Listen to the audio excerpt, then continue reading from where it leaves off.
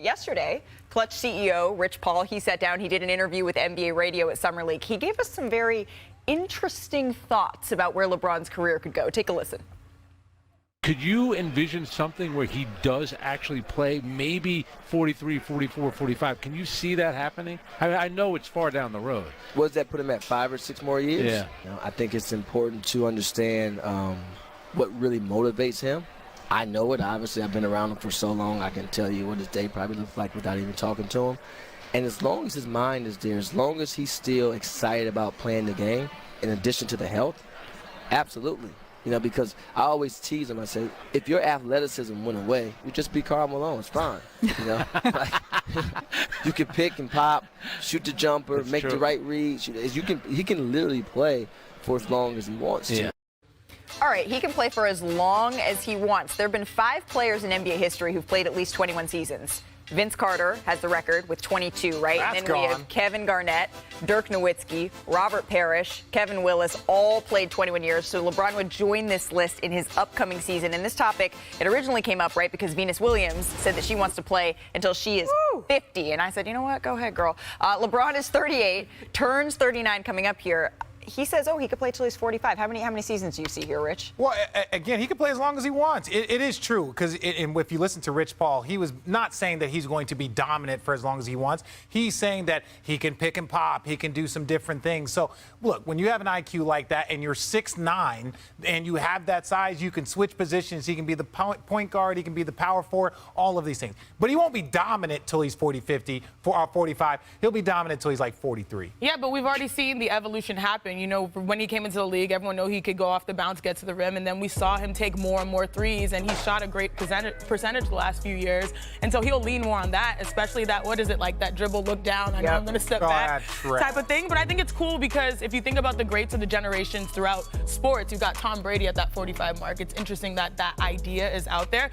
I don't think he probably will, but he could if he wanted to. If one athlete, based on how he took care of his body, could do it, it's absolutely LeBron James. Yeah.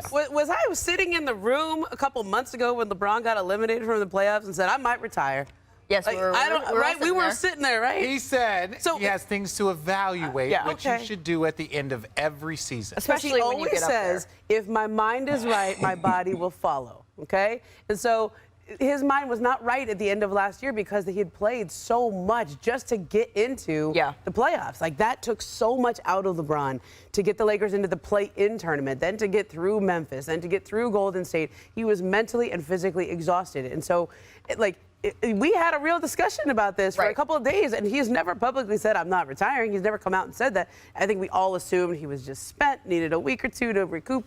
But to me, like, you can play to 45 as long as your mind is in it. Because, Richard, you know, Perk, you know how much LeBron James trains to be in condition and play at that level. Right, but Rich Paul said, you know what, he's focused coming into this season. He's been commenting on social media about the new additions of his teammates. So as we all read the tea leaves, we sort of feel like not only is he coming back, he's coming back with a vengeance. But Perk, what do you see changing in his game as he ages, as he continues to work to extend his prolific career here? Well, I think him continue to make sure that he not be a consistent knockdown three-point shooter and mastering the elbow. Like, I could see LeBron becoming a stretch 4, like, on the floor. The only problem is that he might get picked on the other end. Guys might start putting him in pick and rolls, and now he has to slide those puppies. But when you think about Bron, I'm thinking about him, and I think about Bronny, and I think about Bryce. We heard him time and time again talk about, I want to play with my son. So he's obviously going to play with Bronny in the next, couple of years. Probably not on the same team, but be in the league at the same time. And then all of a sudden, Bryce is going to be available. And then all of a sudden, okay, do I want to have an opportunity to play in the league with both of my sons in the league? But here's the thing. LeBron actually could play until he's 50. Because if LeBron could buy into the Udonis Haslem role, where he's actually on the bench being a veteran leader, you don't think no team will want him and say, you know what, here, bro, we'll play you the vet minimum, which I believe is like $2.4, $2.5 million to be on our bench mentoring our young guys? He could still be in the league. We have the same reaction. He won't want to do He that. won't want to do that. He won't Come want to on, do man. But that. I mean, I feel like at this point, Perk, you could just host the I'm show just saying, because that I know transition. he wouldn't, He but- could. Seamless. He could. You're talking about, Flawless. listen, if we're being honest, physically, could LeBron still contribute for another 5 to 7 years? Yes. I think physically he could, even with the decline. Let's say his 5 years from now, 6 years from now, he averaged 12 points a game. Right. Yes, he could do that, and he would just put all of these numbers even further away. Ramona, when you're looking at motivating factors, how has LeBron been this offseason? What have you heard? I mean, he's people close to LeBron told me he just needed some time after the season to rest. Like that Golden State series took so much out of him mentally and physically.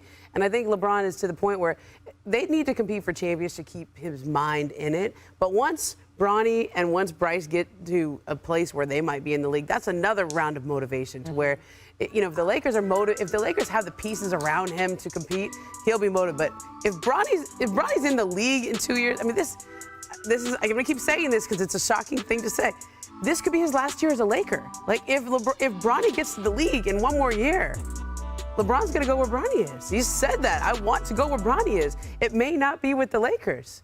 So this is a whole other chapter that we're gonna have to consider. Lakers the Lakers are have to drafting plan him. that way. Lakers are drafting Bronny. If they could draft him right now and store him, they would. Well, I think, they nothing owe their is picks to the more Pelicans? motivating. They'd steal that. They'd steal that too. Nothing's more motivating than winning, except maybe That's winning right. with your family. Like, I feel like Yes, that amen Sinead to knows that. a little something I about like to win that. solo.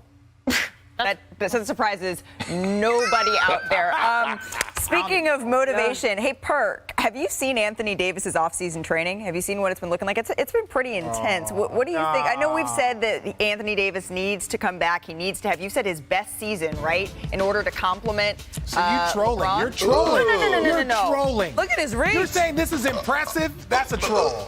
That's a troll, Malika. That is disgusting. How short is the guy he's fighting? Oh, my God. Okay, is anyone doing this? You're Yo, why training is he- right now, Why is Janae. he training against No. Kevin Hart? Oh, wow. Richard Could you Jefferson. hang in there? Against Kevin Hart, I'd be fine. The Lakers like, about can you put a mask on? Yeah, I know, I just don't want anyone to get hit. You know you're not in danger. Like if they It's don't tell you, cardio. if they tell you not to put on a helmet.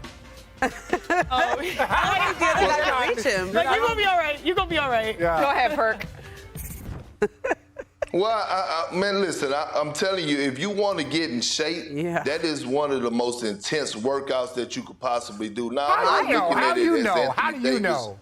Trying to, because I get in the boxing lab, and if you keep on, I'm gonna fly out there and show you what they ask you like. Keep on talking about how I know. That's how I know. All right, that's the first thing. But it is though. You see a lot of guys that do boxing. We done seen Dame Dollar in the ring doing boxing, not because they want to go do a celebrity boxing match, but if you talk about cardio at its finest, sometimes you want to get off the basketball court of the traditional suicides and things to that nature and get into that. I actually love that Anthony Davis is doing it. I don't like his technique, but I actually love that he's actually working out. And we're going to start with your Boston Celtics, Perk, because they have the highest win total set at 54.5. And for those not familiar, you pick if you think the team's going to go over or under the projected number of wins. So for the record, Boston has 57 wins last season, the second best in the NBA. So Kendrick, the odds makers, they are very high on Boston. But are you? No, I'm not high enough to put them number one. Not over the Milwaukee Bucks. Listen, every season that comes about, at the start of the season, I'm banking on a healthy Giannis and his team for the best record in the league. And you know why? Because he has proved it to me. The Milwaukee Bucks just brought back basically everybody. Their core group, and Giannis and Lopez and Middleton and Drew Holiday along with Bobby Portis. So when I think about the Bucks, they had the best record last season, and they're not going anywhere. Giannis Antetokounmpo is going to come back better. It's hard to say that because he had one of his best seasons of his career last season. But I'm going with the Milwaukee Bucks. And again, I haven't seen Kristaps Porzingis under pressure. Here's the only thing Yes, that you makes have. me You've skeptical. seen him under pressure. You just didn't like what you saw, Perk. There's a difference. The only thing that makes me skeptical, Rich, of whether or not the Milwaukee Bucks would lead the league the regular season is because They were a 60-win team, in 2018. They fell short, and then Giannis said, all right, maybe I'm going to readjust how I approach the regular season. They readjusted, and then they won in 2021. Yeah, but they finished with the second best record that year. Yeah. So, like, they're always up there. Readjusting is a couple of... No, I think if you look at this is a pretty safe... All of these are safe bets. When you look at Denver Nuggets, they were the #1 seed. They look like everyone's coming back for the most part. They're core guys. And then you look at those teams up there, there's been a level of consistency from those teams. The Boston Celtics have been one of the most consistent teams for 5 years. Yes, sir. The Bucks have been one of the most consistent teams for 5 years. Absolutely. Who was the fourth team up there? What we're talking about? It was the four Suns? teams. It was the Suns. Yeah. That one is the bet. That one's That's the value bet. That's the 51 wins. Ooh, that's a tough one in the Western Conference. Finally, we get something valuable out of you, Richard. I'm just saying 51 is a lot for a team that hasn't been put together. And I'm not saying if they win 50 games, which is a great season for them, and finish third, that's the under. I understand by the numbers, though. When you insert Porzingis, you think about his numbers 23 and 8 on 50% shooting from the field. For the Wizards. 40%, correct. For the Wizards. But now you have more versatility in the front court where you have a dynamic duo on the perimeter. This is not a bad look for them. This is more offensive firepower. Now they have to put the pieces together. But I can see why, if you look at the body of work from all of their potential star players, they look like they got better, but we'll have to just wait and see, because when you look at those top teams, a number of them have won championships lately. The Celtics have yet to get over that hump. What about the Lakers? Early in the show, we talked about them a little bit. Their win total is 46.5, over under, Chiney. For LA, I'm actually going to go over, because I liked what they did at the trade deadline, and they carried that over to free agency. Because if you look at their 4 free agency acquisitions, their average age is 25.8. Thank you, producer Cesar, for giving the numbers for me. 26 years old. They got younger. They got more dynamic defensively. They got pieces that built names in the playoffs this past season. And so it looks like they're building step by step. They're no longer going for these big, huge swings. And I think that this means that they're probably more of a deep and more viable team now than they were a year and a half ago. All I'm going to say is this. Lakers aren't going to get 46, mainly because Anthony Davis and LeBron James are going to miss some time. We know that. That's just a part of, NBA history at this point. So I think the under for them, I think they get 46. So you're saying they're under during regular, but over in the playoffs? Yeah. Okay. All right, what about this? Thanks for watching ESPN on YouTube. For live streaming sports and premium content, subscribe to ESPN+.